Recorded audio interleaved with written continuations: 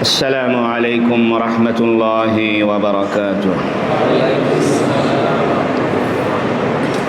الحمد لله وكفى وسلام على عباده الذين اصطفى.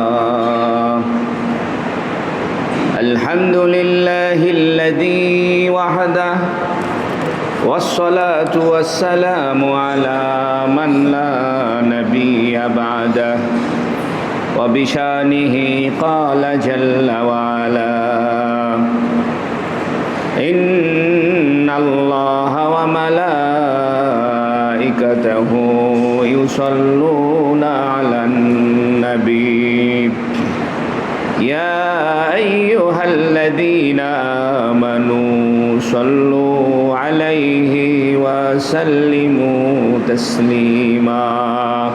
اللهم صل على محمد وعلى آل محمد كما صليت على إبراهيم وعلى آل إبراهيم إنك حميد مجيد.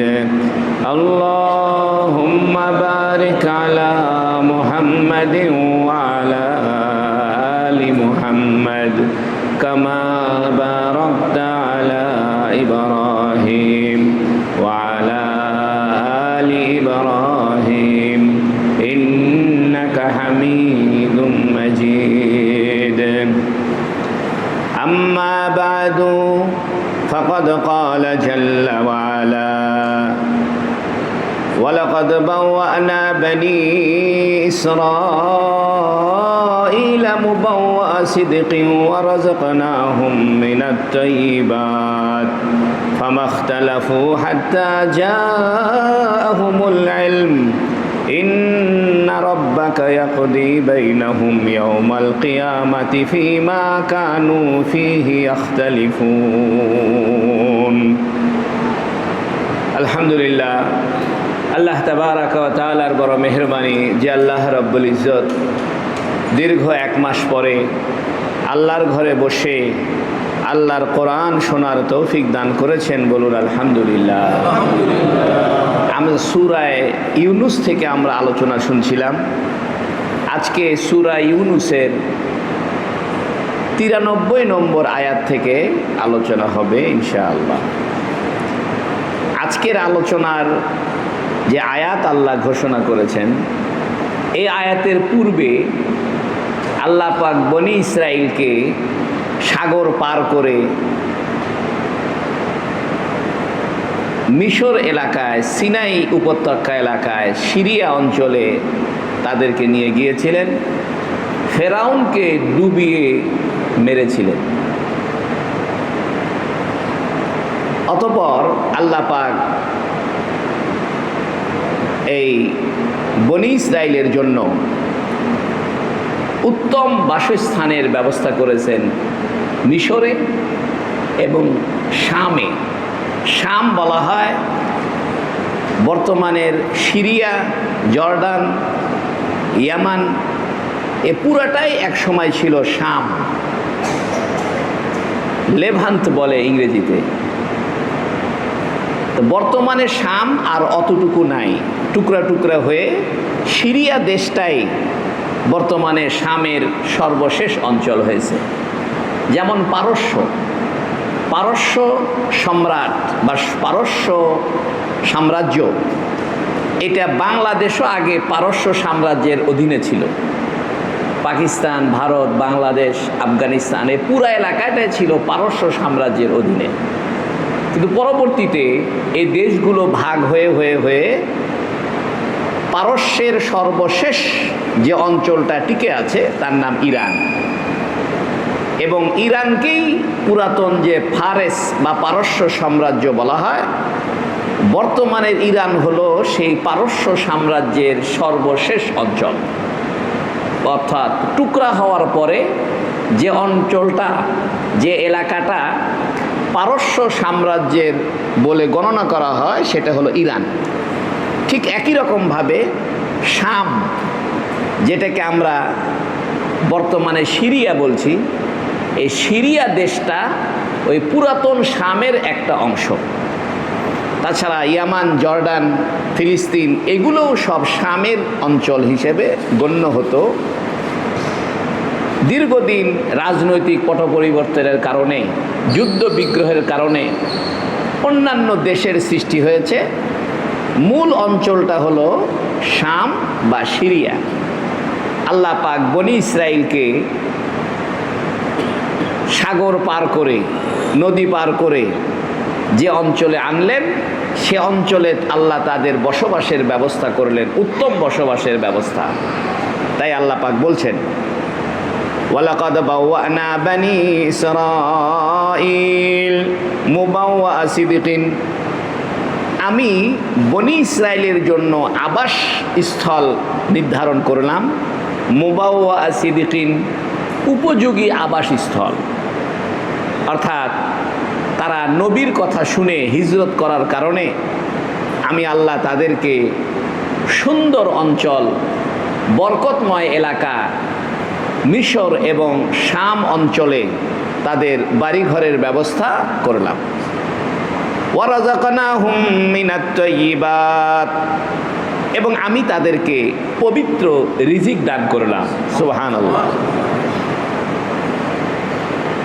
এই আয়াতের দ্বারা বোঝা যায়, নবীদের কথা মতো যদি কেউ চলে, আল্লাহর হুকুম মতো যদি কেউ চলে, আল্লাহ পাক তাদেরকে উত্তম বাসস্থান দান করবেন। উত্তম বাসস্থান বলতে যে বাসস্থানে থেকে আল্লাহর ইবাদতের সুবিধা হবে, এমন অঞ্চলে বসবাস করা আল্লাহর পক্ষ থেকে একটা নিয়ামত। যে অঞ্চলে বসবাস করলে আল্লাহর ইবাদত পালনে সুবিধা হয়। কয়েকদিন আগে একজন মানুষ অস্ট্রেলিয়া থেকে আসলো, এসে আমাকে বলছে, হুজুর অস্ট্রেলিয়াতে আজান শোনা যায় না, এই জন্য আমার বড় দুঃখ। আবার অস্ট্রেলিয়াতে বিভিন্ন মসজিদে আজান জোরে দেওয়া নিষেধ। তাহলে এই সমস্ত অঞ্চল এটা উত্তম আবাসস্থল নয়।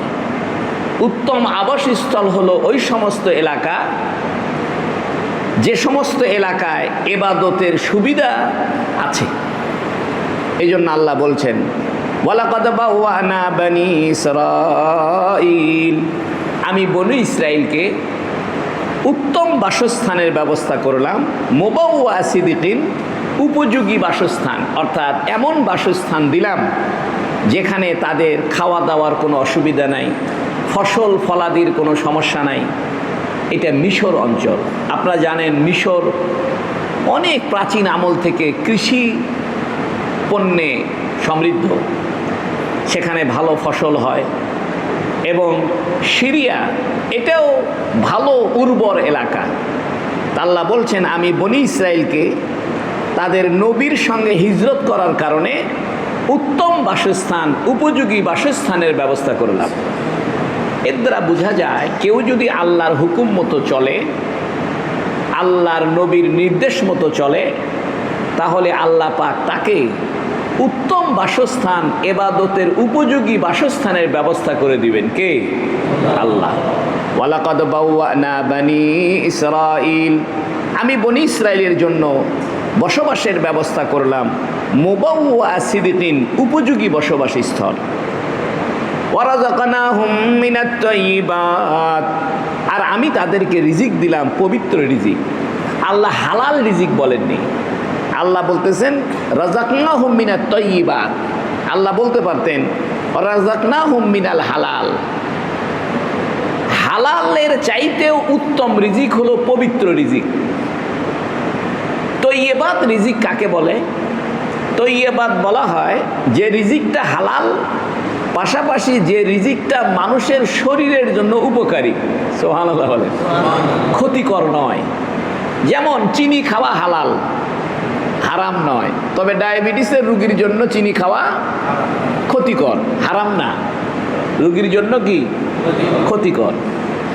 আল্লাহ বলছেন যে আমি তাদেরকে উত্তম রিজিক দান করলাম, হালালও দিলাম, পাশাপাশি তাদের শরীরের জন্য যেটা উপযোগী উপকারী সেরকম ব্যবস্থা করে দিলাম। এর দ্বারা বোঝা যায় আল্লাহ পাক যে অঞ্চলে যাদেরকে পাঠিয়েছেন, আমাদেরকে আল্লাহ বাংলাদেশ অঞ্চলে পাঠিয়েছেন, এই জন্য বাংলাদেশের যে ফলমূল, বাংলাদেশের যে দেশীয় খাবার, এটা আমাদের জন্য উপকারী। সুবহানাল্লাহ। এই জন্য দেশি পেয়ারা, দেশি জামরুল, দেশি আম, দেশি বেগুন, দেশি শশা আল্লাহ প্রত্যেক এলাকায় ওই এলাকার মানুষের স্বাস্থ্যের উপযোগী ফসল আল্লাহ ওই এলাকায় দান করেছেন। তাই আল্লাহ বলছেন ওয়ালাকাদ বাওয়ানা বানি ইসরাঈল, আমি বনি ইসরাইলকে বসবাসের স্থান দিলাম। মুবাওয়া সিদিকিন, সিদিক মানে সত্য, উপযোগী, যে কোনো উপযোগী বিষয়কেই সিদিক বলে, সত্য বলে, কারণ সত্যই তো আসল উপযোগী বিষয়। এই জন্য আল্লাহ বলছেন উপযোগী সত্য আবাসস্থল তাদেরকে দিলাম। ওয়ারাযাকনাহুম মিনাত তাইয়্যিবাত, এবং আমি তাদেরকে উত্তম রিজিক দান করলাম। উত্তম রিজিক কি? তৈয়বাত হলো হালাল, পাশাপাশি উপযোগী, শরীরের জন্য উপকারী। আমরা আল্লাহর কাছে দোয়া করি আল্লাহ আমাদেরকে রিজকে তৈয়ব, পবিত্র রিজিক আল্লাহ আমাদেরকে দান করুন। ফামাখতালাফু হাত্তা জাআহুমুল ইলম, কিন্তু তাদের তৌরাত কিতাবে রাসূলুল্লাহ সাল্লাল্লাহু আলাইহি সাল্লাম সম্পর্কে যে ভবিষ্যৎবাণী ছিল, আখিরি নবীর আগমন সম্পর্কে যে সমস্ত কথাবার্তা তাদের তৌরাত কিতাবে ছিল, এগুলো যখন এসে গেল, অর্থাৎ রাসূলুল্লাহ সাল্লাল্লাহু আলাইহি সাল্লাম যখন এসে গেলেন, তাই বলছেন ফামাখতালাফু হাত্তা জাআহুল ইলম, তাদের কাছে এলেম আসার পরেই তারা মতভেদ শুরু করে দিল। অর্থাৎ মক্কাবাসীদেরকে বলছেন যে হে বনি ইসরাইল, মদিনাবাসীর যারা বনি ইসরাইল ছিল তাদেরকে আল্লাহ বলছেন যে আমি তো তোমাদের পূর্বপুরুষদেরকে উত্তম আবাসস্থল দিয়েছিলাম, রিজকে তৈয়ব, পবিত্র রিজিক দিয়েছিলাম, এবং তোমরা তোমাদের তৌরাত কিতাবে যে নবীর অপেক্ষায় ছিলে, যে নবীর আগমনের অপেক্ষায় ছিলে, যে নবীর বিষয় সম্পর্কে তোমাদের তৌরাতে আলোচনা ছিল, সেই নবী যখন এসে গেল, সেই এলেম, সেই জ্ঞান যখন এসে গেল, তারা মতভেদ শুরু করে দিল। কেউ রসুলকে মানলো, কেউ মানলো না। তাই বলছে ফামাখতালাফু হাত্তা জাআহুল ইলম। এখান থেকে বোঝা যায় আল্লাহ যখন কোনো মানুষকে সুন্দর আবাসস্থল দেয়, উত্তম রিজিক দান করে, আল্লাহ তখন তাদেরকে ঈমানের পরীক্ষা নেয়।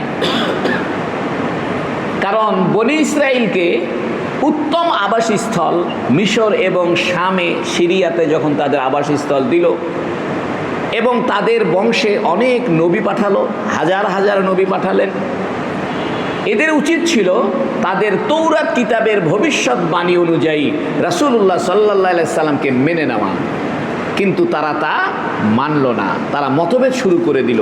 তাই আল্লাহ বলছেন ফামাখতালাফু, অতঃপর তারা মতভেদ শুরু করে দিল, হাত্তা জাআহুমুল ইলম, তাদের কাছে এলেম আসার পরে। অনেক মুফাসসিরিনে কেরাম বলেন এই এলেমের দ্বারা উদ্দেশ্য রাসূল সাল্লাল্লাহু আলাইহি সাল্লাম।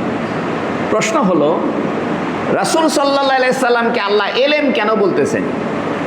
কারণ আল্লাহ পাক সবচাইতে বেশি এলেম দান করেছেন রাসূলুল্লাহ সাল্লাল্লাহু আলাইহি সাল্লামকে। এই জন্য স্বয়ং রসুলকেই আল্লাহ বলতেছেন এলেম। এই জন্য আমাদের রসুলের একটা বড় বৈশিষ্ট্য হলো আল্লাহ রসুলকে সবচাইতে বেশি এলেম দান করেছেন। পূর্ববর্তী নবীদের সমস্ত এলেম, জ্ঞান, বিজ্ঞান যা কিছু ছিল আল্লাহ পাক সব কিছু আমাদের নবীকে দান করেছেন। ইন্না রাব্বাকা ইয়াকদি বাইনাহুম ইয়াওমাল কিয়ামাতি ফীমা কানু ফীহি ইখতালিফুন।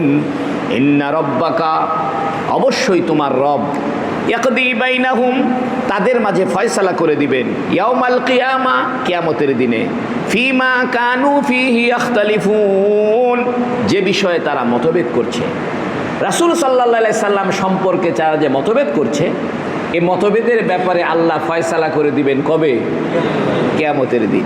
অর্থাৎ তোমরা যে মতভেদ করছো, কেউ রাসূলকে মানছো, কেউ মানছো না, এটা তোমাদের ফয়সালার দিন টের পাইবা, কিয়ামতের দিন বুঝতে পারবা আসল রাসূলুল্লাহ সাল্লাল্লাহু আলাইহি সাল্লাম ছিলেন সত্যিকারের নবী এবং তিনি ছিলেন আখেরি নবী, তিনি ছিলেন সর্বশেষ কিতাবের অধিকারী, কোরআন তারই উপরে নাজিল হয়েছে, এ কথা তোমরা কিয়ামতের দিন টের পাইবা।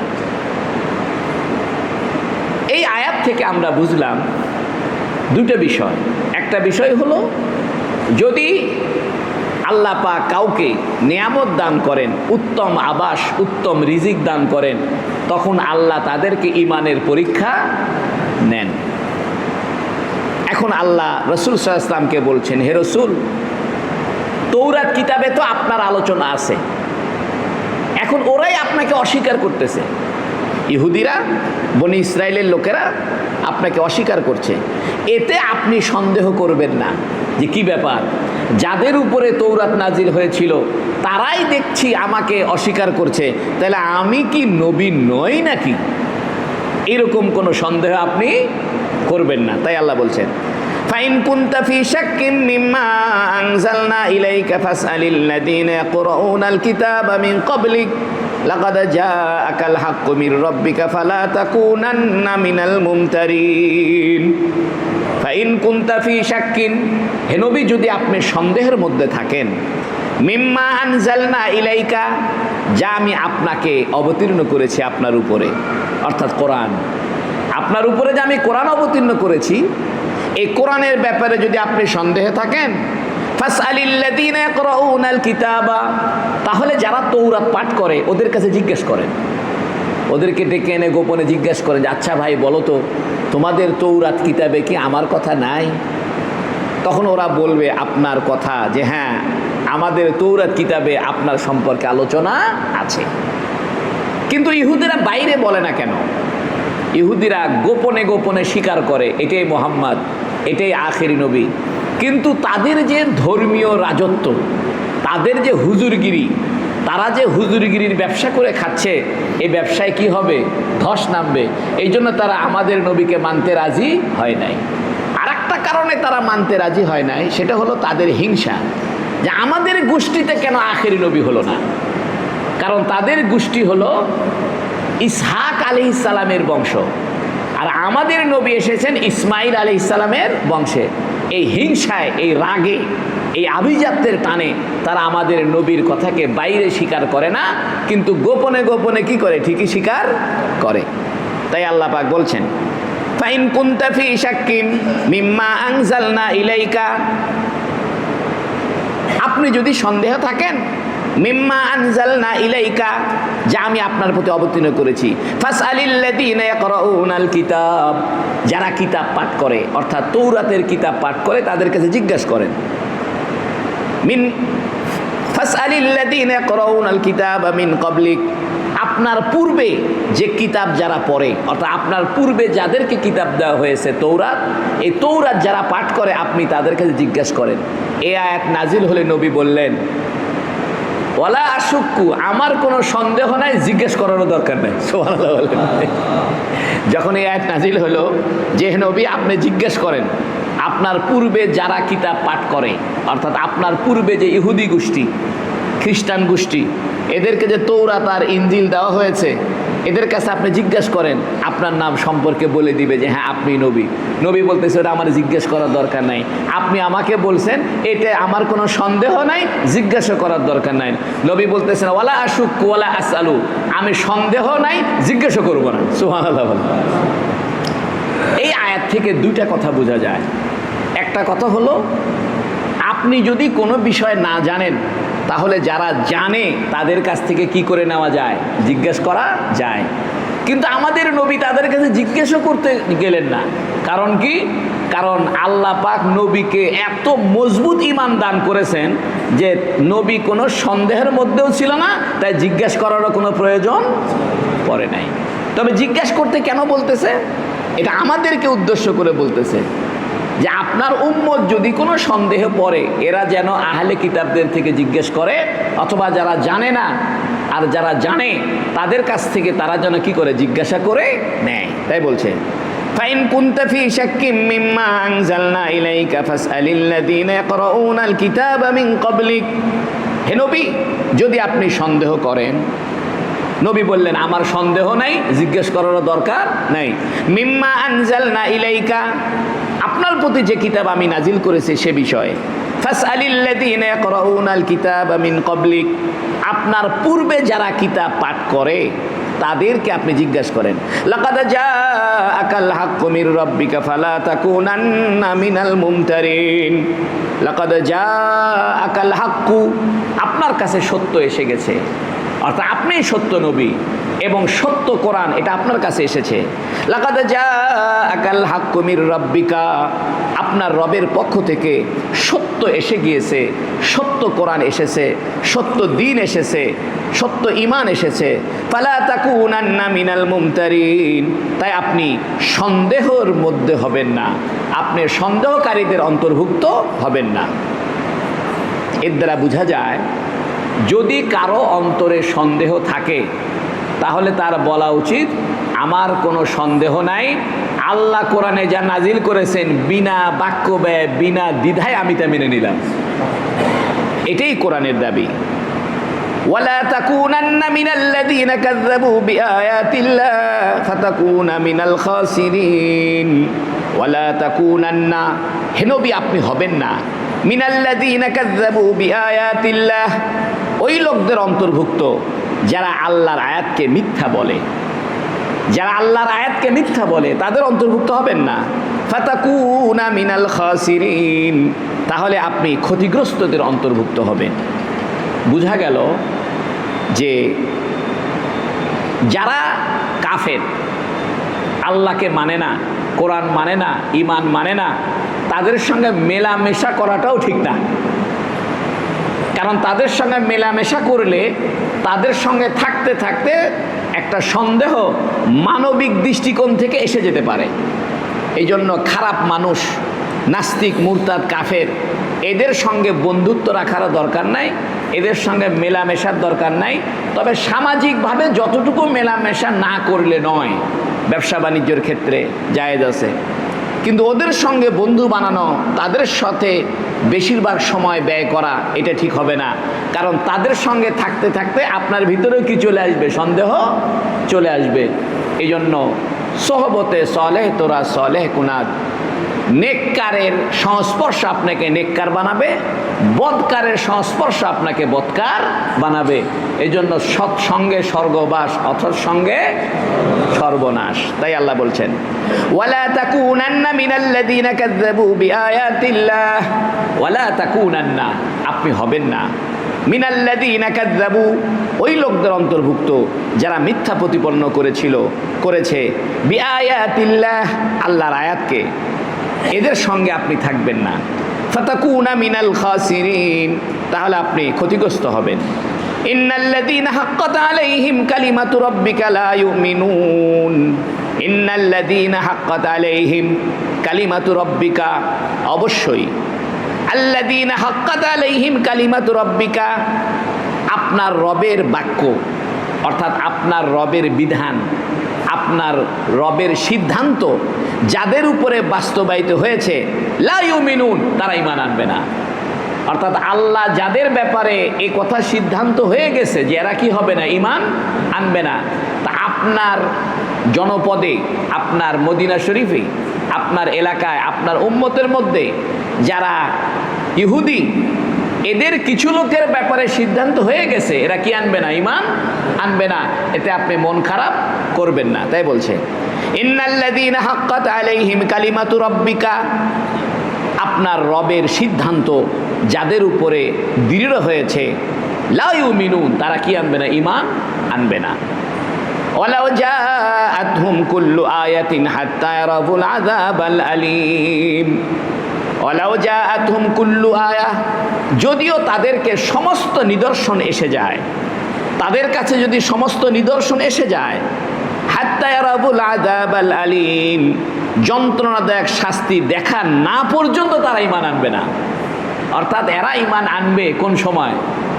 যখন শাস্তি এসে যাবে তখন বলবে মেনে নিলাম। যেমন ফেরাউন যখন সাগরে ডুবে গিয়েছে, যখন দেখলো যে মুসার কথাই বাস্তবায়ন হচ্ছে, মুসার রবের কথাই সঠিক হচ্ছে, তখন ঈমান আনছে। এই আয়াত থেকে বোঝা গেল শাস্তি এসে গেলে, মৃত্যুর ফেরেশতা দেখা গেলে তখন ঈমান আনলে আর কোনো কাজে আসবে না। তাই বলছে ওয়ালাউ জাআতহুম কুল্লু আয়াতিন হাত্তা ইয়ারাবুল আযাবাল আলীম। হে নবী, আপনার রবের পক্ষ থেকে যাদের উপরে সিদ্ধান্ত হয়েই গেছে তারা ঈমান আনবে না, যদিও তাদের কাছে সমস্ত নিদর্শন এসে যায়, এরা যন্ত্রণাদায়ক শাস্তি না দেখা পর্যন্ত ঈমান আনবে না। বোঝা গেল যন্ত্রণাদায়ক শাস্তি দেখার পরে ঈমান আনলে ঈমানের কোনো লাভ নাই। কিন্তু একটা প্রশ্ন থেকে যায় ইউনুস আলাইহিস সালামের সম্প্রদায়ের ব্যাপারে। ইউনুস আলাইহিস সালামের ঘটনা কি? ইউনুস আলাইহিস সালাতু ওয়াস সালাম উনি ইরাকের মুসেল নগরীতে বসবাস করতেন। পুরাতন নাম ছিল নিনুয়া, বর্তমানে এটা ইরাকের মুসেল নগরীর পার্শ্ববর্তী একটি অঞ্চল। এটা ধ্বংসস্তূপে পরিণত হয়েছে, বিরান ভূমিতে এখন পরিণত, মরুভূমির ভিতরে একটি অঞ্চলে এখন আর কেউ বসবাস করে না। কিন্তু ইউনুস আলাইহিস সালাম এই অঞ্চলে ছিলেন। ইউনুস আলাইহিস সালাম 28 বছর বয়সে ঈমান নবী হয়েছেন। কত বছর বয়সে? 28 বছর বয়সে। উনি প্রায় 33 বছর দাওয়াত দিয়েছেন। 33 বছর দাওয়াত দেওয়াতে 2 জন মানুষ ঈমান আনছে। কয়জন? 2 জন। তখন ইউনুস আলাইহিস সালাম নিরাশ হয়ে গেছে যে 33 বছর দাওয়াত দিলাম, ঈমান আনলো কয়জন? 2 জন। তো উনি একটু মন খারাপ এবং তিনি তার এই সম্প্রদায় আর ঈমান আনবে না এ কথা মনে করে আল্লাহর কাছে বদদোয়া করলেন। আল্লাহ বললেন, ইউনুস তুমি বদদোয়া করো না, তুমি আরো 40 বছর দাওয়াত দাও। আরো কয় বছর দাওয়াত দাও? উনি 37 বছর আরো দাওয়াত দিলেন। 37 বছর দাওয়াত দেওয়ার পরও কেহ ঈমান আনলো না। তখন তিনি মন খারাপ করলেন এবং এক পর্যায়ে বললেন, তোমরা যদি ঈমান না আনো তাহলে 3 দিনের মাথায় তোমাদের উপরে শাস্তি হবে। তো যখন ইউনুস আলাইহিস সালাম এই কথা বললেন যে 3 দিনের মাথায় তোমাদের উপরে শাস্তি অবতীর্ণ হবে, হঠাৎ করে দেখা গেল কালো মেঘ ছেয়ে গেছে এবং মেঘ থেকে ধোঁয়া উঠতেছে।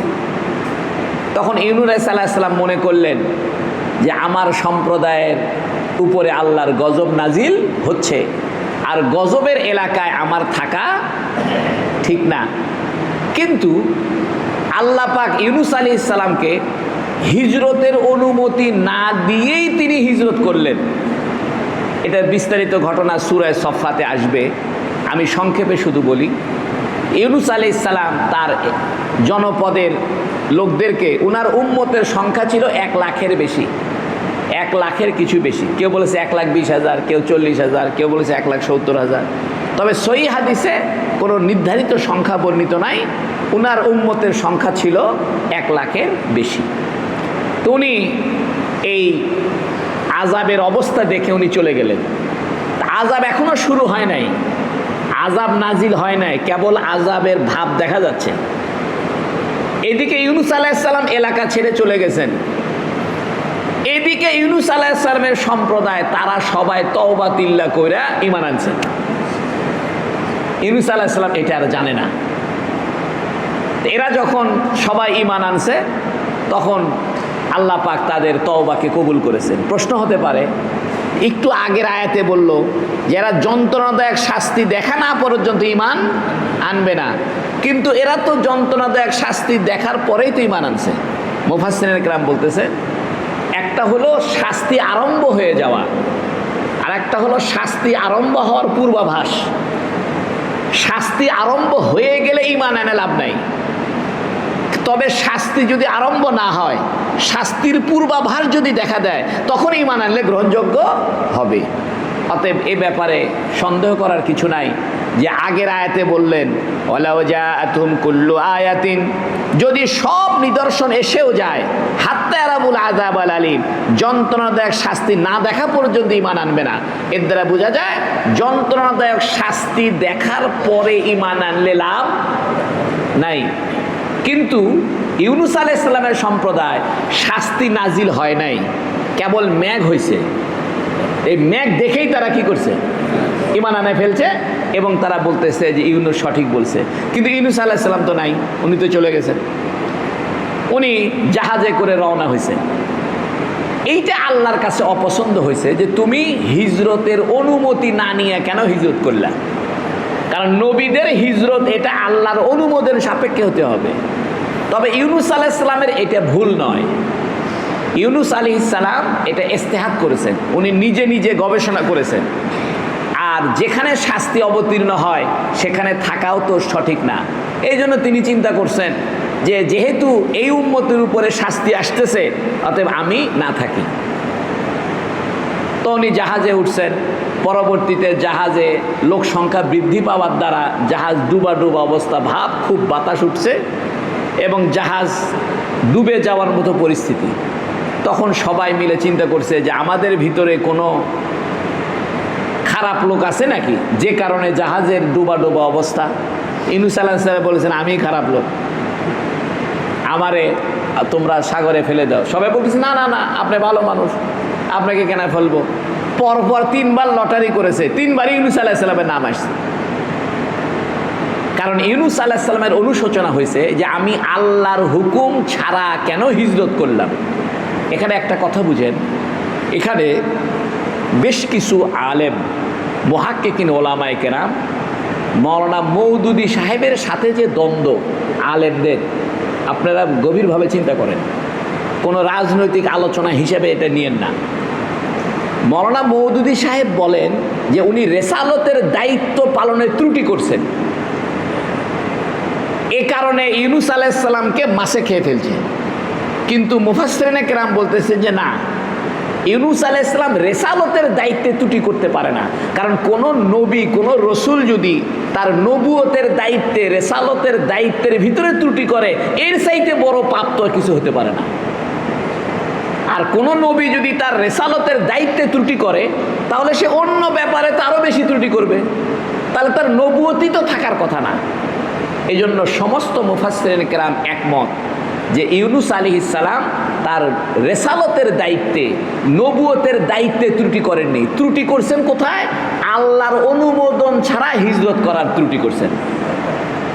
কিন্তু মাওলানা মওদুদী সাহেব তাফহিমুল কোরআনে ওই ইউনূস আলাইহিস সালাম তিনি তার রেসালতের দায়িত্বে ত্রুটি করেছেন এই কথা বলাতে উপমহাদেশের মুহাক্কিকিন ওলামায়ে কেরাম উনার বিরুদ্ধে অবস্থান নিয়েছেন এবং উনার এই মতামতকে অগ্রাহ্য করেছেন এবং উনার এই মতামতকে স্বীকার করেননি। এটা আয়াতের ভিতরে আসবে। কথা মনে রাখেন, সমস্ত নবীগণ নিষ্পাপ। নবীগণ কি? নিষ্পাপ। সাহাবায়ে কেরাম নিষ্পাপ নয়, তবে সাহাবায়ে কেরামের গুনাহ আল্লাহ ক্ষমা করে দিয়েছেন। এখানে আরেকটা বিষয় স্মরণীয় যে সাহাবায়ে কেরাম সত্যের মাপকাঠি কিনা, অর্থাৎ সাহাবায়ে কেরামের সমালোচনা করা যায় কিনা। সমস্ত মুহাক্কিকিন ওলামায়ে কেরাম বলছেন সাহাবায়ে কেরাম সমালোচনা করা যাবে না, কারণ আল্লাহ যেহেতু তাদের গুনাহ মাফ করে দিয়েছেন, দিয়ে তাদের উপরে রাজি হয়ে গেছেন, রাদিয়াল্লাহু আনহু ওয়া রাদওয়ান, আল্লাহ তাদের উপরে খুশি হয়ে গেছেন। এখন আর তাদেরকে সমালোচনার পাত্র বানানোর কোনো সুযোগ নাই। আল্লাহ যেখানে ক্ষমা করে দিয়েছেন, আল্লাহ যেখানে তাদের উপরে খুশি হয়ে গিয়েছেন, এখানে আর আপনার আর আমার কি সাহস তাদের সমালোচনা করব। বরং সাহাবায়ে কেরামের ভুলের দ্বারা আমাদেরকে আল্লাহ শিক্ষা দিয়েছেন যে সাহাবায়ে কেরামের ভুলের দ্বারা তোমরা শিক্ষা গ্রহণ করো। এই জন্য আমি বারবার বলি, যে বেচারা প্রথমে বিষ খেয়েছে সে কিন্তু উপকার করেছে। কেমনে উপকার করেছে? বিষ খাইলে যে মানুষ মারা যায় এই কথা মানুষ টের পাইতো না, টের পাইছে ওই লোকের দ্বারা। তাহলে সাহাবায়ে কেরামের ভুল এটা এক ধরনের উপকার, যে আমাদের উপকার সাহাবায়ে কেরাম করেছেন যে গুনাহ হইলে কিভাবে তওবা করতে হয়। সাহাবায়ে কেরামের মধ্যে অনেকে জেনা করেছেন, কিন্তু তারা নবীকে এসে বলতেছে ইয়া রাসূলুল্লাহ আমি জেনা করেছি। নবী বললেন যাও। উনি আবার আর এক পাশে এসে বলতেছে ইয়া রাসূলুল্লাহ আমি জেনা করেছি। এক পর্যায়ে তার উপরে শাস্তি দেওয়া হয়েছে, রজম করা হয়েছে, মৃত্যুদণ্ড দেওয়া হয়েছে। সাহাবায়ে কেরাম ছিছি করতেছিলেন। নবী বললেন যে না, সে জেনা করার কারণে যে মৃত্যুদণ্ডের শাস্তি গ্রহণ করলো, তার রক্তের একটা ফোঁটা যদি মদিনাবাসীকে ভাগ করে দেওয়া হয়, সমস্ত মদিনাবাসীর তওবার জন্য এক ফোঁটা রক্তই যথেষ্ট হবে। এই জন্য সাহাবায়ে কেরামের ভুল ছিল, কিন্তু এই ভুল আল্লাহ কি করেছেন? ক্ষমা করে দিয়েছেন। এই জন্য সাহাবায়ে কেরামের ব্যাপারে সমস্ত ওলামায়ে কেরাম একমত যে তাদের সমালোচনা করা যাবে না, তারা সত্যের মাপকাঠি, তারা মেয়ারে হক। এই দুইটা বিষয় মৌলানা মওদুদী সাহেবের সাথে আলেমদের দ্বন্দ্ব। একটা হলো যে ইউনূস আলাইহিস সালাম তিনি তার রেসালতের দায়িত্ব ভুল করেছেন কিনা, কিন্তু সমস্ত আলেমরা বলতেছে ইউনূস আলাইহিস সালাম তার রসুল হওয়ার দায়িত্বে ত্রুটি করেনি, উনি ত্রুটি করছেন হিজরত করার মধ্যে। আল্লাহর হুকুম না নিয়েই কি করেছেন? হিজরত করেছেন। আল্লাহর হুকুম ছাড়াই তিনি সাগর পথে রওনা হয়েছেন তার উম্মতকে ফেলে রেখে। এই জন্য কোনো প্রাচীন মুফাসসিরিনে কেরাম এ কথা বলেনি যে ইউনূস আলাইহিস সালাম তার রেসালতের দায়িত্বে ত্রুটি করেছেন, এ কথা কেউ বলেননি। দেখেন আল্লাহ বলছেন কি, ফালাউলা কানাত কারিয়াতুন আমানাত ফানাফাহা ঈমানুহা ইল্লা কওমা ইউনূস। ইউনূসের সম্প্রদায় ছাড়া কোন সম্প্রদায় কেন তারা ঈমান আনলো না এবং তাদের ঈমান তাদের উপকার করত? অর্থাৎ ইউনূস আলাইহিস সালামের সম্প্রদায় যেমন শাস্তির ভাবচক্কর দেখে ঈমান আনছে, আর অন্য সম্প্রদায় শাস্তি আসার পরে ঈমান আনছে। এটাই হলো পার্থক্য। যেমন সালেহ আলাইহিস সালামের সম্প্রদায়, হুদ আলাইহিস সালামের সম্প্রদায়, অন্যান্য সম্প্রদায় তারা শাস্তি এসে যাবার পরে ঈমান আনছে, বলছে আল্লাহ ভুলে গেছে বলে শাস্তি আসার পরে। কিন্তু ইউনূস আলাইহিস সালামের সম্প্রদায় শাস্তি আসার আগেই কি করেছে? ঈমান এনেছে, শুধু শাস্তির ভাব দেখার কারণে। কেবল কালো মেঘ দেখেছে, মেঘ দেখেই বলতেছে এই রে আমাদের ভুল হয়েছে, ভুল হয়েছে, আল্লাহ শাস্তি দিও না, শাস্তি দিও না। কিন্তু শাস্তি যদি অবতীর্ণ হয়ে যেত, মেঘের থেকে যদি আগুনের বৃষ্টি হইতো অথবা পাথরের বৃষ্টি হইতো অথবা যে কোনো শাস্তি মেঘের থেকে অবতীর্ণ হয়ে যেত, তখন ঈমান এনে কোনো লাভ হতো না। তাই আল্লাহ বলছেন ফালাউলা কানাত কারিয়াতুন আমানাত ফানাফাহা ঈমানুহা ইল্লা কওমা ইউনূস। তরজমাটা ইল্লার পর থেকে হবে, তাছাড়া তরজমা মিলানো কঠিন হবে। ইউনূসের সম্প্রদায় ছাড়া, করিয়াতুন শব্দের এখানে অর্থ হলো আহলাহা, আহলু করিয়া। এখানে কিছু আলেম ওলামা বসে, এই জন্য ওদের জন্য দুই চারটা কথা বলতে হবে, তাছাড়া তরজমা আপনাদের কাছে বেখাপ্পা লাগবে, বা তরজমা আপনাদের কাছে মনে হবে কিভাবে তরজমা হচ্ছে। আমি আলেমদের জন্য এক মিনিট একটু বলি। তরজমাটা এরকম হবে, ফালাউলা মানে ফাহাল্লা, কানাত করিয়াতুন, করিয়াতুন তো গ্রাম, তো কোনো গ্রাম তো আর ঈমান আনে না, ঈমান আনে কারা? গ্রামবাসী। এই জন্য করিয়াতুন শব্দটা হবে আহলু করিয়াতিন। ফালাউলা অথবা ফাহাল্লা কানাত আহলু করিয়াতিন আমানাত, কেন কোনো জনপদবাসী ঈমান আনলো না? ফানাফাহা, তাহলে সে ঈমান তার উপকার করত। ঈমানুহা ইল্লা কওমা ইউনূস, ইউনূসের সম্প্রদায় ছাড়া। অর্থাৎ ইউনূস আলাইহিস সালামের সম্প্রদায় ছাড়া অন্য সম্প্রদায়রা শাস্তি আসার আগেই কেন ঈমান আনলো না? তাহলে তাদের ঈমান উপকার করত। যেভাবে ইউনূস আলাইহিস সালামের সম্প্রদায় শাস্তি দেখছে কিন্তু শাস্তি অবতীর্ণ হয় নাই, এই অবতীর্ণ হওয়ার আগেই তারা কি করেছে? ঈমান এনেছে। এইরকম কাজ অন্য সম্প্রদায় কেন করলো না? কথাটা বুঝতে পেরেছেন কি? তাছাড়া এই আয়াতের তরজমা কিন্তু জটিল আছে, যে কোনো মৌলবীর পক্ষে এই তরজমা করা কঠিন হয়ে যাবে। কথা বুঝছেন? তাই বলতে, তাই আপনাদের জন্য অসুবিধা নাই, কারণ আপনারা আমার বাংলা তরজমা শুনতেছেন, কিন্তু যারা আরবির সঙ্গে মিলাবে, অর্থাৎ আরবি হুবহু ধরে ধরে মিলাবে যে হুজুর কি বলে, কোরআন শরীফের সাথে মিল আছে কিনা, তাদের জন্য এই তরজমাটা আমি বলছি। ফালাউলা আয় ফাহাল্লা, কেন নয়? কারিয়াতুন আয় আহলা কারিয়াতিন, এগুলো জালালাইন শরীফে আছে। এই জন্য তফসির বিতফসির, মানে তফসিরের ভিতরে জালালাইন শরীফ খুব উপকারী একটা তফসির। এই জন্য মানে বাংলা শাব্দিক অর্থ এক জিনিস, আর তফসিরের আরবি তফসির আর এক জিনিস। এই জন্য গ্রাম তো ঈমান আনে না। কোনো গ্রাম কি ঈমান আনে? গ্রামের তো আর হাত পা চোখ কান নাক মুখ বুদ্ধি শুদ্ধি কিছু নাই। ঈমান আনে কারা? গ্রামবাসী।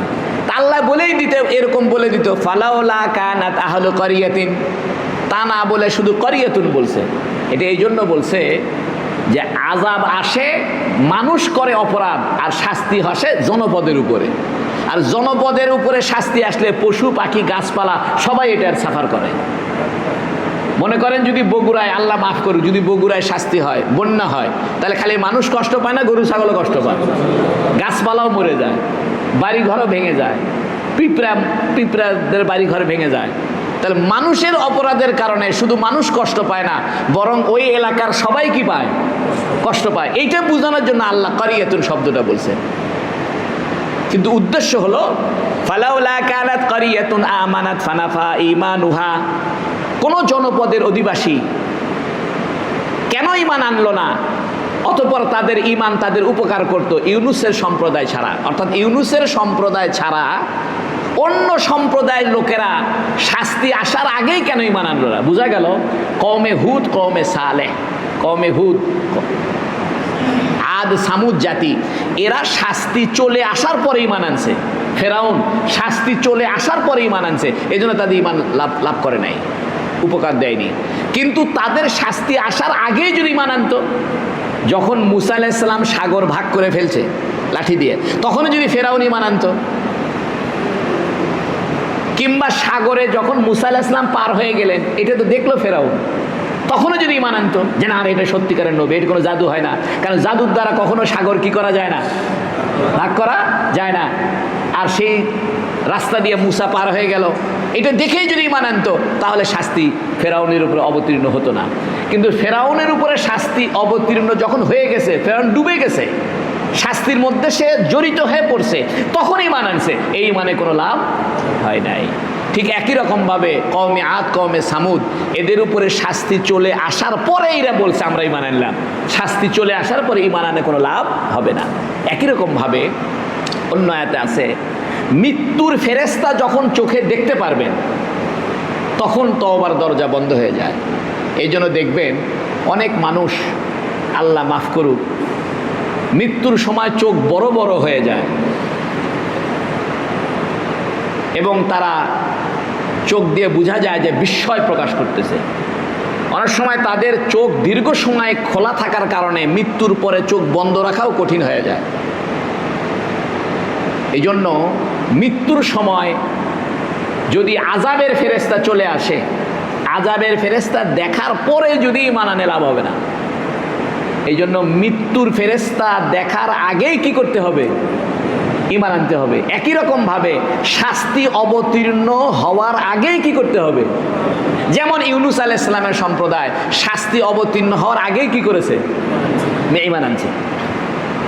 তাই বলতেছে যে ইউনুসের সম্প্রদায় ছাড়া কোন সম্প্রদায় কেন ঈমান আনলো না, অর্থাৎ অন্য সম্প্রদায় কেন ঈমান আনলো না, তাহলে তাদের ঈমানটাও কি হতো? উপকারী হইতো। যেমন ইউনুসের সম্প্রদায়ের জন্য কি হয়েছে? উপকারী হয়েছে। অর্থাৎ ইউনুস আলাইহিস সালামের সম্প্রদায় শাস্তি আসার আগেই ঈমান আনে তারা উপকৃত হয়ে গেছে। যাই হোক, ইউনুস আলাইহিস সালামের ঘটনাটা শেষ করি। পরে ইউনুস আলাইহিস সালামকে মাছের পেটে আল্লাহ নিয়ে নেয়। তো বোঝা গেল আল্লাহ ইউনুসকে হেফাজত করছে। যেরকম ঠিক কিনা? আপনি মাছের পেটে যাওয়াকে শাস্তি বলা যায় না, বরং ইউনুস আলাইহিস সালাম মাছের পেটে বসে বলতেছে লা ইলাহা ইল্লা আনতা সুবহানাকা ইন্নী কুনতু মিনাজ জালিমিন। জালিমিন বলতেছে, নিজেকে ভৎসনা দিচ্ছে। যদি জালেমিন বলার দ্বারা ওনাকে অপরাধী বলেন, তাহলে আমাদের নবী তো বলছে রব্বানা যালামনা আনফুসানা আল্লাহুম্মা ইন্নী যালামতু নাফসি যুলমান কাসীরা। এটা হাদিস তো। এই যে আমরা দোয়া মাসুরা পড়ি, আল্লাহুম্মা ইন্নী যালামতু নাফসি যুলমান কাসীরা ওয়া লা ইয়াগফিরুয যুনুবা ইল্লা আনতা। আল্লাহুম্মা ইন্নী যালামতু নাফসি যুলমান কাসীরা, হে আল্লাহ আমি আমার নফসের উপর জুলুম করেছি। এই কথা তো আমাদের নবী বলছে। তাহলে আমাদের নবীকে অপরাধ করছে? বোঝা গেল নিজেকে জালেম বলা, নিজেকে অপরাধী বলা, এটা নবীরা অপরাধ না করেও নিজেদেরকে অপরাধী বলতে পারে।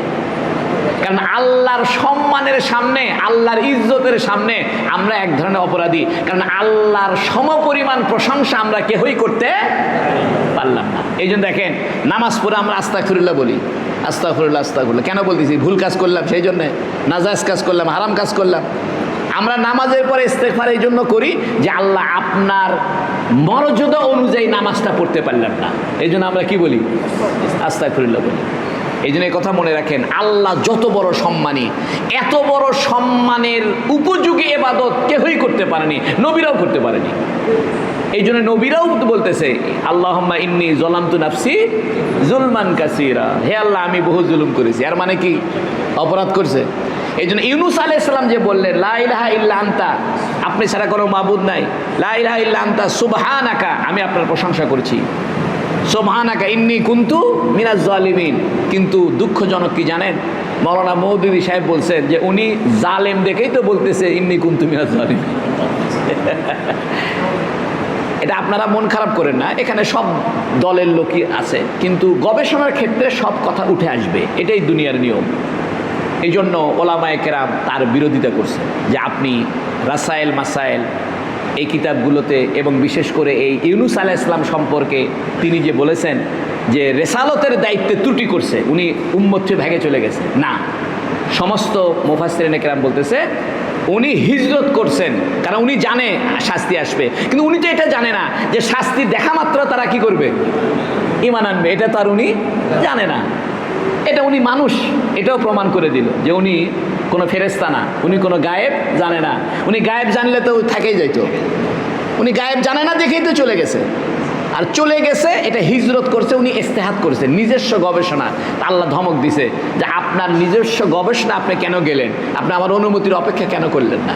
এখন প্রশ্ন হলো অনুমতির অপেক্ষা না করা কি গুনাহ কিনা? বলতেছে না, অনুমতির অপেক্ষা না করা গুনাহ নয়, বরং এটা তার নিজস্ব গবেষণায় চলতে গিয়ে কোনো গবেষণা যদি ভুল হয়, এই ভুলটা আল্লাহ ধরায় দিছে। যেমন ছাত্র যদি শিক্ষকের সামনে কোনো ভুল তথ্য উপস্থাপন করে, এটা ছাত্রের ভুল নয়, বরং ছাত্রকে সংশোধন করে দেওয়ার জন্য উস্তাদে বলে তোমার এই গবেষণা ঠিক হয় নাই। কোনো যদি কেউ গবেষণা, এই জন্য গবেষণার যদি কেউ গবেষণা ভুল গবেষণা করে তারও একটা সওয়াব হয়, আর সঠিক গবেষণা করলে দুটো সওয়াব হয়। যদি কেউ ইস্তেহাদ করে, ভুল ইস্তেহাদ করেছে, তাহলে সওয়াব কয়টা? তার কষ্টের সওয়াব, সে যে কষ্ট করলো সেই জন্য এক সওয়াব। আর যদি সঠিক গবেষণা করে তাহলে সওয়াব কয়টা? দুইটা। তাই বলতেছে। এই জন্য লা ইলাহা ইল্লা আনতা সুবহানাকা ইন্নী কুনতু মিনাজ জালিমিন, এই কথার দ্বারা ইউনুস আলাইহিস সালাম জালেম ছিলেন, ঠিক, এটা ঠিক নয়। কারণ কোরআন শরীফে বহু জায়গায় জালেম কাফেরদেরকে জালেম বলা হয়েছে। তাহলে ইউনুস কি কাফের ছিল? নাউজুবিল্লাহ, তা ছিল না। বরং অন্য আয়াতে আছে যে আমি ইউনুসকে ভালোবেসে তার অপরাধ, তার এই যে ইস্তেহাদি খাতা, এটা অপরাধও নয়, এটা তার গবেষণাগত ভুলকে আমি ক্ষমা করে দিলাম, এবং আমি তাকে সম্মানিত নবী হিসাবে নবুয়তি দান করেছি। দেখেন ইউনুস আলাইহিস সালাম মাছের পেটে এই জিকির শুরু করছে, এই জন্য এই জিকিরকে বলে দোয়ায়ে ইউনুস। এটা কি বলে? দোয়ায়ে ইউনুস। ইউনুস আলাইহিস সালাম ওই মাছের পেটে বলতেছে আল্লাহ আমাকে একটু সেজদার জায়গা করে দেন, সুবহানাল্লাহ। এবং ইউনুস আলাইহিস সালাম বলতেছেন যে পৃথিবীর কোনো মানুষ যেখানে সেজদা করতে পারেনি আল্লাহ আমাকে সেখানে সেজদা করায় নিছে, সুবহানাল্লাহ। আপনি এগুলো দেখবেন না, আপনি ইউনুস আলাইহিস সালামের ভুল ধরতেছেন, আর ইউনুস আলাইহিস সালাম ব্যাখ্যা করতেছে আরেকভাবে। ইউনুস আলাইহিস সালাম বলতেছে যে আল্লাহ আমাকে এমন জায়গায় সেজদা করায় নিছে যে জায়গায় অন্য কেউ সেজদা করার ক্ষমতা পায়নি। তাহলে বোঝা গেল ইউনুস আলাইহিস সালামের এই ইস্তেহাদি যে ভুলটা হয়েছে, বিচ্যুতিটা হয়েছে, গবেষণাগত যে ভুল হয়েছে, এটা কোনো অপরাধ নয়, এটা কোনো গুনাহ নয়, বরং তার গবেষণার ভুল। আল্লাহ চাইছিলেন যে আপনি আমার অনুমতি ছাড়া হিজরত করবে কেন। আসলে আল্লাহ এগুলো ঘটাচ্ছে অন্য নবীদেরকে শাসন করার জন্য, যে দেখেন ইউনুস আলাইহিস সালাম আমার অপেক্ষায় না থাকে, আমার অনুমতির অপেক্ষায় না থাকে, কিন্তু এই অবস্থা হয়েছে। আপনারাও কোনো কাজ খবরদার আমার অনুমতি ছাড়া করবেন না। আচ্ছা, আল্লাহ যদি ইউনুস আলাইহিস সালামের উপর রাগী হয় তাহলে মাছের পেটে সেজদা করার সুযোগ দেয়? এই জন্য পৃথিবীতে একমাত্র নবী যিনি এমন জায়গায় সেজদা করছেন যে জায়গায় অন্য কোনো নবী সেজদা করার সৌভাগ্য লাভ করেনি। উনি এমন জায়গায় জিকির করেছেন যে জায়গায় অন্য কারো জিকির করার সম্ভাবনা নাই। মাছের পেটের মধ্যে বসে থেকে জিকির করছে কে? ইউনুস আলাইহিস সালাম। পরবর্তীতে উনি কয়দিন ছিলেন? কেউ বলে 3 দিন, কেউ বলে 7 দিন, কেউ বলে 40 দিন। তবে এটাই অধিকাংশ মতামত যে তিনি 40 দিন মাছের পেটে ছিলেন। তারপরে মাছ তাকে সসম্মানে সাগরের এক পাশে বমি করে দেয়। তারপরে ওখানে একটা লাউ গাছ হয়, লাউ গাছের পাতার ছায়ায় তিনি থাকেন, এবং একটা দুম্বা এসে নির্ধারিত সময় এসে এসে তাকে দুধ পান করে যাইত। এক পর্যায়ে ইউনুস আলাইহিস সালাম এর সাথে এক রাখালের দেখা। তো রাখালের কাছে ইউনুস সালাম জিজ্ঞেস করছে আমার উম্মতের খবর কি, তারা কি আযাবে ধ্বংস হয়েছে? কয় না না না। তখন ধ্বংস হবে কেন? আপনি চলে যাওয়ার পর পর তারা সবাই তওবা করে ভালো ভালো হয়ে গেছে। সুবহানাল্লাহ। তখন ইউনূস আলাইহিস সালাম বুঝতে পারছেন যে আমার নিজস্ব গবেষণায় হিজরত করা কি হয় নাই, ঠিক হয় নাই। তখন এই রাখাল যায় খবর দিছে যে তোমারা যে নবী ছিল সেই নবী কিন্তু এখনো বেঁচে আছে, তার নাম ইউনূস। সবাই বলছে হ্যাঁ তাই নাকি? তখন ইউনূস আলাইহিস সালাম ওই রাখালকে সঙ্গে করে নিয়ে এলাকার লোকজন ইউনূস আলাইহিস সালাম সসম্মানে নিয়ে ইজ্জত সম্মান করিয়া আবার তার প্রতি ঈমান এনেছে এবং সুখে শান্তিতে বসবাস করেছে। এই জন্য ইউনূস আলাইহিস সালামের এটা গুনাহ নয়। কি নয়? গুনাহ নয়। উনার এটা গবেষণাগত ভুল। গবেষণাগত ভুল, এটা গুনাহ হয় না। এটা আমাদের নবীর দ্বারাও হয়েছে। আমাদের নবীর দ্বারাও কি গবেষণাগত ভুল হয়ে গেছে, এটা হতে পারে, কিন্তু এটা গুনাহ হিসেবে সাব্যস্ত নয়, বরং আল্লাহ পাক এটা নবীদের দ্বারা ঘটনা ঘটায় আমাদেরকে শিক্ষা দিবেন। আচ্ছা বলেন তো, ইউনূস আলাইহিস সালাম যদি মাছের পেটে না যাইতেন তাহলে আমরা দোয়া ইউনূস পাইতাম? এবং আল্লাহ যে নবীদের ব্যাপারেও ধরপাকড় করে এটা বুঝতাম। এই জন্য আল্লাহ পাক এই আয়াতে বলছেন ফালাউলা কানাত কারিয়াতুন আমানাত ফানাফাহা ঈমানুহা ইল্লা কওমা ইউনূস। ইউনূসের সম্প্রদায় ছাড়া অন্য কোনো জনগোষ্ঠী কেন শাস্তি দেখার আগেই ঈমান আনলো না? তাহলে তাদের ঈমান কি হতো? উপকৃত হইতো। লাম্মা আমানু কাশাফনা আনহুম আযাবাল খিজি ফিল হায়াতিদ দুনিয়া ওয়া মাত্তানাহুম ইলা হিন। লাম্মা আমানু, অতঃপর যখন ইউনূসের সম্প্রদায় ঈমান আনলো, কাশাফনা আনহুম আযাবাল খিজি ফিদ হায়াতিদ দুনিয়া, দুনিয়ার জীবনের লাঞ্ছনার শাস্তি আমি তার থেকে দূর করে দিলাম। বোঝা গেল আখেরাতের শাস্তি তো মাপ আছেই, দুনিয়ার শাস্তি কি করে দিছে? অর্থাৎ ওই যে মেঘ হয়েছিল, যে মেঘের থেকে ধোঁয়া উঠতেছিল, ওই মেঘের থেকে আযাব আসার আগেই এরা কি করছে? ঈমান আনছে। তাই বলতেছে লাম্মা আমানু, যখন ইউনূসের সম্প্রদায় ঈমান আনলো, কাশাফনা আনহুম আযাবাল খিজি ফিল হায়াতিদ দুনিয়া, দুনিয়ার জীবনের শাস্তি, লাঞ্ছনার শাস্তি আমি তাদের থেকে সরিয়ে দিলাম। ওয়া মাত্তানাহুম ইলা হিন, এবং এক দীর্ঘ সময় পর্যন্ত আমি তাদেরকে জীবন উপকরণ দান করলাম। মাত্তানা অর্থাৎ মাতা দেওয়া, জীবন উপকরণ দান করা। ওয়া মাত্তানাহুম ইলা হিন, আমি তাদেরকে দীর্ঘ সময় পর্যন্ত জীবন উপকরণ দিলাম। ওয়ালাউ শাআ রাব্বুকা লাআমানা মান ফিল আরদি কুল্লুহুম জামিআ। ওয়ালাউ শাআ রাব্বুকা, তোমার রব চাইলে লাআমানা মান ফিল আরদি কুল্লুহুম জামিআ, জমিনে যারা আছে তারা সবাই ঈমান আনতো। আপনার রব যদি চায় সবাই কি করবে? ঈমান আনবে। কিন্তু আল্লাহ পাক মানুষকে সৃষ্টি করার সময় আল্লাহ আগেই টের পাইছে কারা কারা ঈমান আনবে, কারা কারা ঈমান আনবে না। এই জন্য আল্লাহ কাউকে ঈমানের তৌফিক দান করে, কাউকে ঈমানের তৌফিক দান করে না। আফা আনতা তুকরিহুন নাস, এখন আমাদের নবীকে আল্লাহ বলতেছে আপনি কি মানুষের উপরে জবরদস্তি করবেন?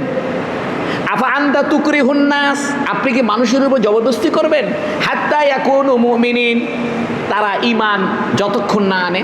অর্থাৎ আপনি তো দারোগা না, অন্য আয়াতে আছে লাস্তা আলাইহিম বিমুসাইতির, হে নবী আপনি তো তাদের উপরে কি নন? দারোগা নন। অর্থাৎ আপনি জবরদস্তি করেন না, আপনি আপনার স্টাইলে, আপনি আপনার পদ্ধতি অনুযায়ী কি করতে থাকেন? দাওয়াত দিতে থাকেন। ওয়ামা কানা লিনাফসিন আন তুমিনা বিল্লাহি ইল্লা বিইذনি, ওয়ামা কানা লিনাফসিন আন তুমিনা ইল্লা বিইذনিল্লাহ, আল্লাহর অনুমোদন ছাড়া কোনো মানুষই ঈমান আনতে সামর্থ্য রাখে না। আল্লাহর অনুমোদন ছাড়া কোনো মানুষই ঈমান আনতে সামর্থ্য রাখে না। তাই বলছে মা কানা লিনাফসিন, কোনো ব্যক্তির জন্য সামর্থ্য নাই, আনতুমিনা যে ঈমান আনবে, ইল্লা বিইজনিল্লাহ তবে আল্লাহর অনুমোদন ছাড়া। বোঝা গেল আমরা যে ঈমান আনছি আল্লাহ আমাদেরকে দয়া করে ঈমান আনার তৌফিক দান করছে দেখে ঈমান পাইছি। সুবহানাল্লাহ। ওয়াজআলুর রিজসা আলাল্লাযিনা লা ইয়াকিলুন, ওয়াজআলুর রিজসা আলাল্লাযিনা লা ইয়াকিলুন, যারা বোঝে না আল্লাহ তাদের উপরে শাস্তি দেন। ওয়াজআলুর রিজসা, রিজস মানে নাপাকি, বা রিজসুন মানে হলো শাস্তি। আল্লাহ তাদের উপরে লাঞ্ছনা দেন আলাল্লাযিনা লা ইয়াকিলুন, যারা বোঝে না, ঈমান আনে না। কুল ইনজুরু, আল্লাহ নবীকে বলতে, হে নবী আপনি বলেন উনজুরু মাযা ফিস সামাওয়াতি ওয়াল আরদি, আসমান এবং জমিনে যা কিছু আছে এগুলো তোমরা দেখো। ওয়ামা তুগলিল আয়াতু ওয়ান নুযুরু আন কওমিন লা ইউমিনুন, ওমা তুগনিল আয়াতু আন নুযুর আন কওমিন লা ইউমিনুন। ওই সম্প্রদায় যারা ঈমান আনে নাই তাদের নিদর্শন এবং ভীতি কোনো কাজে আসেনি। যে সম্প্রদায় ঈমান আনে নাই তাদের উপরে নবীদের ভীতি প্রদর্শন এবং আল্লাহর আয়াত, আল্লাহর নিদর্শন তাদের কোনো কাজে আসেনি। অর্থাৎ যারা ঈমান আনবে না, ঈমান আনবেই না। ফাহাল ইয়ান্তাযিরুনা ইল্লা মিসলা আইয়ামিল্লাযীনা খালাউ মিন ক্বাবলিহিম। ফাহাল ইয়ান্তাযিরুনা, আপনার উম্মতেরা কি অপেক্ষায় আছে? ইল্লা মিসলা আইয়ামিল্লাযীনা খালাউ মিন ক্বাবলিহিম, এদের পূর্ববর্তী জাতির উপরে যে দিন অতিবাহিত হয়েছে সেই দিনের, অর্থাৎ হে নবী আপনার পূর্ববর্তী কওমে আদ সামুদ তাদের উপরে যে পরিণতি হয়েছে আপনার উম্মত কি সেই পরিণতির অপেক্ষায় আছে? তাই বলতেছে ফাহাল ইয়ান্তাযিরুনা, এরা কি অপেক্ষায় আছে? ইল্লা মিসলা আইয়ামিল্লাযীনা খালাউ মিন ক্বাবলিহিম, তাদের পূর্বে যে জাতি অতিবাহিত হয়েছে তাদের ওই দিন সমূহের অনুরূপ দিনের অপেক্ষায় তারা কি আছে? অর্থাৎ এরাও কি কওমে আদ সামুদের জাতির শাস্তির অপেক্ষায় আছে কিনা? কুল, হে নবী বলে দেন ফান্তাজিরু, অপেক্ষায় থাকো। ইন্নী মাকুম মিনাল মুনতাজিরিন, আমিও তোমাদের সাথে অপেক্ষায় থাকলাম। অর্থাৎ তোমরা শাস্তি আসার অপেক্ষায় আছো। এর দ্বারা বোঝা যায় গুনাহ করার পরে শাস্তি আসার আগেই আল্লাহ আমাদেরকে তওবার তৌফিক দান করুক, বলুন আমিন। অনেক সময় গুনাহের দ্বারা দুনিয়াতেই শাস্তি আসে, এই জন্য গুনাহ করার সাথে সাথে তওবা করে নেওয়া উচিত, যাতে শাস্তির মধ্যে আমরা না পড়ি, শাস্তির মধ্যে আমরা না পড়ি। তাই বলতেছে কুল, হে নবী বলে দেন ফান্তাজিরু, অপেক্ষায় থাকো। ইন্নী মাকুম মিনাল মুনতাজিরিন, আমিও তোমাদের সাথে অপেক্ষায় থাকলাম। সুম্মা নুনাজ্জি রুসুলানা ওয়াল্লাযীনা আমানু কাযালিক, অতঃপর নুনাজ্জি রুসুলানা, আমি আমার রসুলদেরকে পরিত্রাণ দিয়েছি। অর্থাৎ আমি আমার রসুল, বহু বচন, সমস্ত রসুল নিষ্পাপ, এই কথা আল্লাহ বলতেছে। সুম্মা নুনাজ্জি রুসুলানা, আমি আমার সমস্ত রসুলকে পরিত্রাণ দিয়েছি। ওয়াল্লাযীনা আমানু, এবং যারা ঈমান এনেছে, কাযালিক, এরকম ভাবেই। অর্থাৎ ইউনুস আলাইহিস সালামের সম্প্রদায়কে যেমন আমি নাজাত দিয়েছি এবং ইউনুস আলাইহিস সালামের আমি নিজস্ব গবেষণার ভুল করাকে ক্ষমা করেছি এবং এর দ্বারা তোমাদের জন্য শিক্ষণীয় বিষয়ের অবতারণা করেছি, আমি এরকমভাবেই করে থাকি। এর দ্বারা বোঝা গেল ইউনুস আলাইহিস সালামের নিজস্ব গবেষণায় এলাকা ছেড়ে চলে যাওয়া এটা গুনাহ নয়, বরং তার ইজতিহাদি ভুল, ইজতিহাদি খতা। তাই বলছে সুম্মা নুনাজ্জি রুসুলানা, অতঃপর আমি আমার রসুলদেরকে পরিত্রাণ দিই। ওয়াল্লাযীনা আমানু, এবং যারা ঈমান এনেছে তাদেরকে, কাযালিক, এরকম ভাবে। হাক্কান আলাইনা নুনজিল মুমিনিন, মুমিনদেরকে পরিত্রাণ করে দেওয়া এটা আমার দায়িত্ব। সুবহানাল্লাহ বলেন। হাক্কান আলাইনা, আমার উপরে দায়িত্ব। নুনজিল মুমিনিন, আমি মুমিনদেরকে কি করব? পরিত্রাণ দিব, শাস্তি থেকে মুক্ত করব। যেমন ইউনুস আলাইহিস সালামের সম্প্রদায়কে আল্লাহ পাক শাস্তি থেকে কি করেছেন? মুক্ত করেছেন। ইউনুস আলাইহিস সালাতু ওয়াস সালামের দোষ কখনো ধরবেন না, এটা দুইটা কথা মনে রাখেন। একটা হইল সমস্ত নবীগণ নিষ্পাপ, দেখেন, আর জালেম বলার দ্বারা গুনাহগার সাব্যস্ত হয় না। আমরা তো প্রত্যেক দিন নামাজের মধ্যে বলতেছি আল্লাহুম্মা ইন্নী যালামতু নাফসি যুলমান কাসীরা। নবী নিজেও এই দোয়া পাঠ করতেন, তাহলে কি নবী কি জুলুম করছে, অন্যায় করছে? বরং আল্লাহর সামনে, আল্লাহর সম্মানে নিজেকে অপরাধী বলা এটা একটা ইবাদত। আল্লাহ পাক আমাদেরকে এই কথাগুলো বুঝার, আমল করার সহি সমঝ দান করুক, বলুন আমিন। ওয়া আখিরু দাওয়ানা আনিল হামদুলিল্লাহি রাব্বিল আলামিন। ইস্তিগফার করুন। আস্তাগফিরুল্লাহ রাব্বি মিন কুল্লি যামবিন ওয়া আতুবু ইলাইহি।